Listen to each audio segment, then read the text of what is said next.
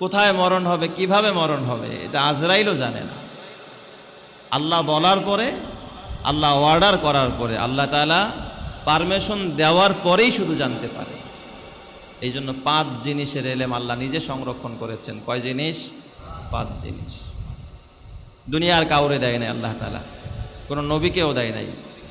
কোনো বিষয় যদি নবীকে ওহির মাধ্যমে জানায়, জানানোর পরে নবী জানতে পারে, এর আগে নবীরাও জানে না। আল্লাহ তাআলা নিজে বলেছেন, ইন্নাল্লাহা ইনদাহু ইলমুস সাআহ, কিয়ামত কবে হবে, কখন হবে, এটা একমাত্র আল্লাহই জানে, কেউ জানে না।